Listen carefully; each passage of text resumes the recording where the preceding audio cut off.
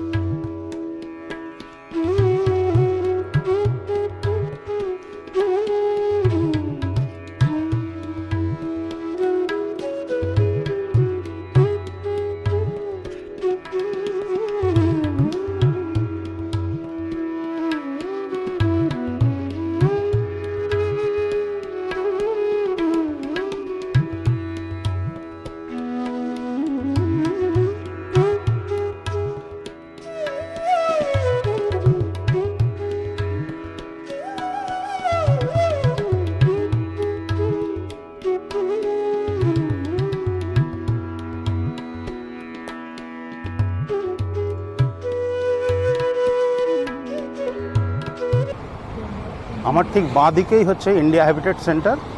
India habitat centre cross করলেই এরপরেই পড়বে দিল্লি মৌসম ভবন। আর আমি এসছি মেট্রোতে করে জওহরলাল নেহরু স্টেডিয়ামে আমি নেমে গেছি।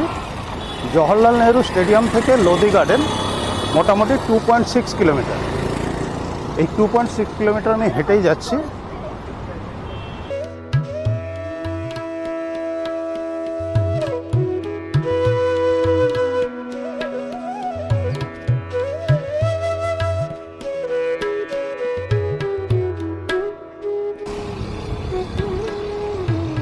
আমার বাঁ পাশেই কিন্তু মৌসম ভবন,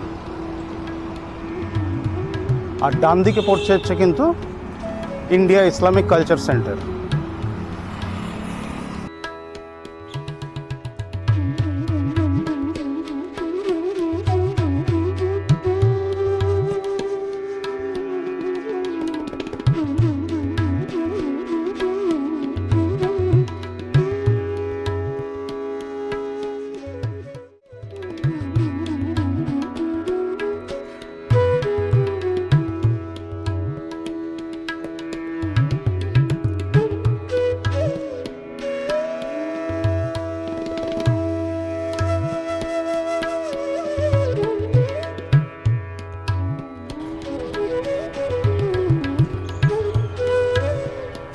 লোদি গার্ডেনে এসে পৌঁছে গেছি।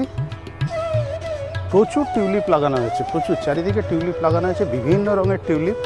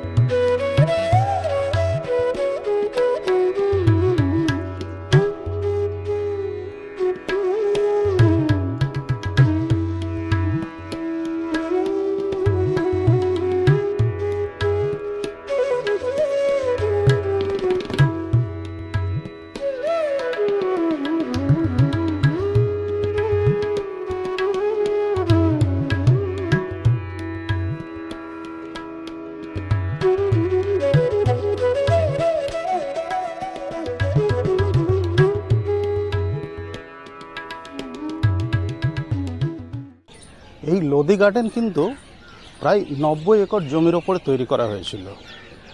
মূলত এখানে যে স্ট্রাকচারগুলো সেগুলো প্রায় সবই লোদি বংশ আর সৈয়দ বংশের সময়কার। এমনিতে তো দিল্লিতে যে সমস্ত স্ট্রাকচারগুলো আছে বা সৌধগুলো যেগুলো আছে সবই প্রায় মোগল আমলের। মানে লোদি বংশের আর সৈয়দ বংশের যে স্ট্রাকচারটুকু যে কটা দেখা যায় এই লোদি গার্ডেনেই কিন্তু দেখা যায়, এছাড়া আর কিন্তু কোথাও বিশেষ দেখা যায় না। তো এখানে মূলত তিনটেই স্ট্রাকচার আছে, তিনটে। একটা তো গোল গুম্বাজ, আর একটা শীষ গুম্বাজ, আর একটা বড়া গুম্বাজ বা তার সাথে মসজিদ।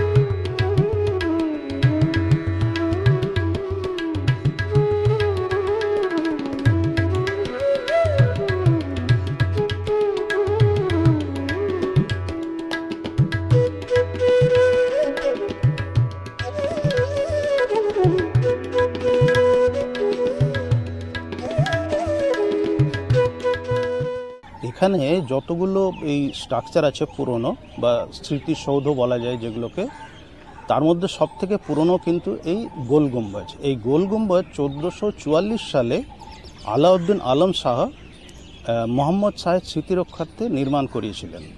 চলুন আপনাদেরকে দেখাই। প্রথমে গোল গুম্বাজ, তারপরে শীষ গুম্বাজ, তারপরে কিন্তু বড়া গুম্বাজ। তিনটে গুম্বাজই আমরা দেখব। চলুন যাওয়া যাক।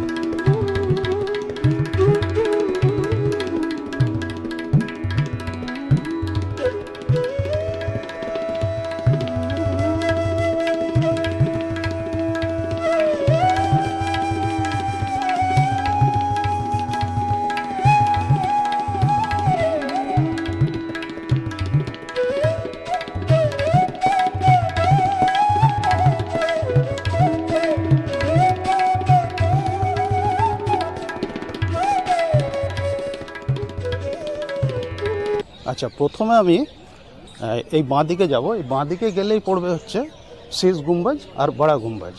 প্রথমে এই দুটোকে দেখে নেওয়া যাক।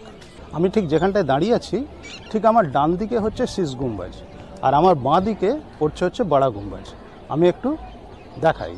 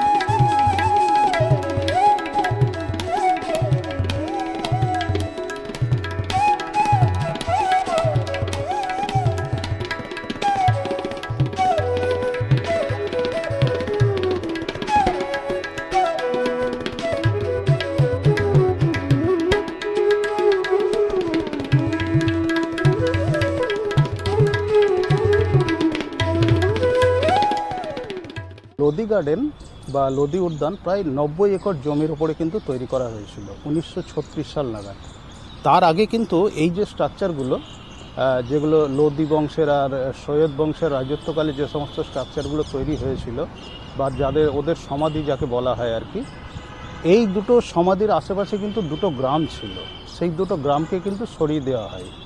সরিয়ে দিয়ে 1936 সাল নাগাদ লর্ড ওয়েলিংটন, মানে সেই সময় যিনি ভারতের গভর্নর জেনারেল ছিলেন, তার স্ত্রী লেডি ওয়েলিংটনের নামে এই পার্কের নামকরণ করা হয় এবং 1936 সালের 9 এপ্রিল এই পার্কের উদ্বোধন করা হয় লেডি ওয়েলিংটন পার্ক নামে।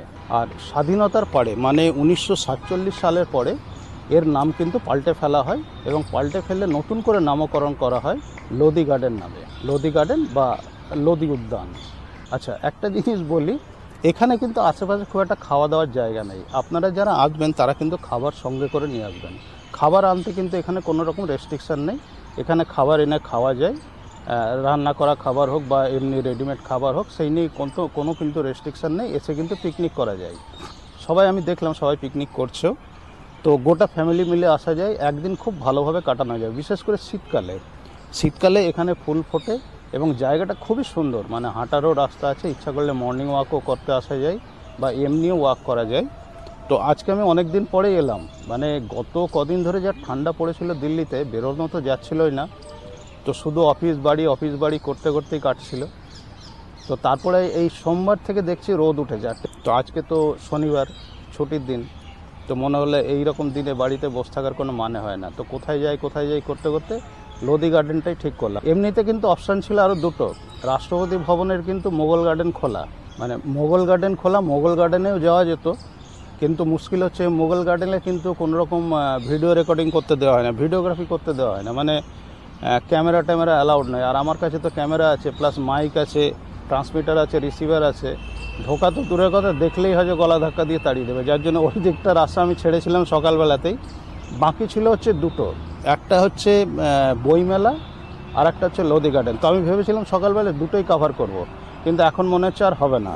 এখন আমার ঘড়িতে বাজে প্রায় 5টা 12, মানে এখন আর গিয়ে লাভ নেই। আর বইমেলা কিন্তু আগামীকাল শেষ। তো আগামীকাল তো রোববার, শেষ দিন, প্রচণ্ড ভিড় হবে। তো আমি জানি না কালকে আর যেতে পারবো কি না। যদি যেতে পারি তাহলে অবশ্যই একবার দেখাবো। আদারওয়াইজ আজকেই কিন্তু আমার বেড়ানো এখানেই শেষ। এখন আমার ঘড়িতে বাজে 5টা 17।